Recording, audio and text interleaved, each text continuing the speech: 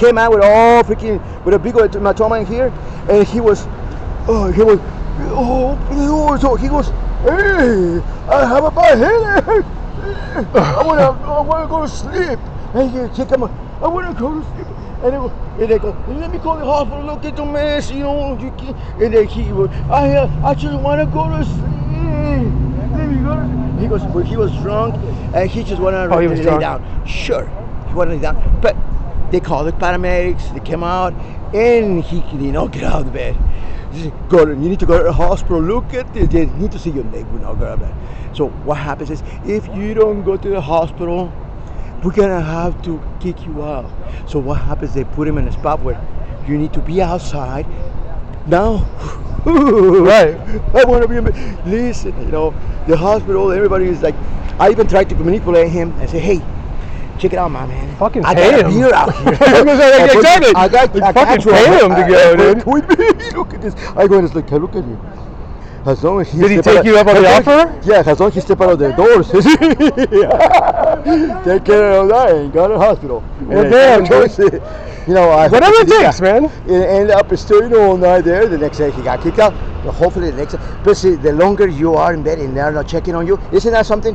Our brain has if we have a problem, we want to make sure that they have a scan, or whatever it is, they have technology to figure out what the problem is. Yeah. Especially when you end up hitting your Oh, head. fuck yeah, dude. Well, that's the reason they made them, because like you can die if you get a concussion and you just go to bed. Sometimes people just don't ever wake up. Do you know what happens when you go to hospital? Most of the time, they put you in observation for a while, keep you in observation until you end up being stable. Like being a detoxin. You basically keep it on an eye on you, and in the meantime, they might give you a scan. They can give you medication and prescribe you anything until you are down to normality. And it takes a while, especially alcohol. You know, there's other things that we end up taking that we take. If it takes 3 days to have pass a UA, most times for certain drinks, the rest of it takes a while.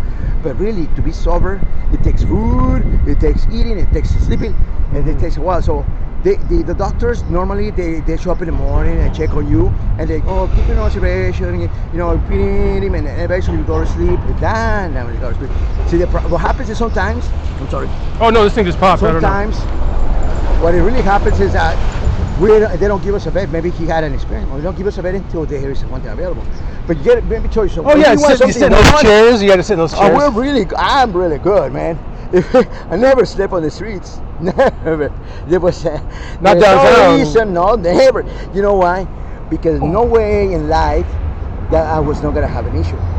Normally. Well, you know how to do shit. That's what it is. And I'm legal, but no matter what, if you are in Mexican and you are staying in here and it becomes a problem, you end up having no address, you are a target to problems.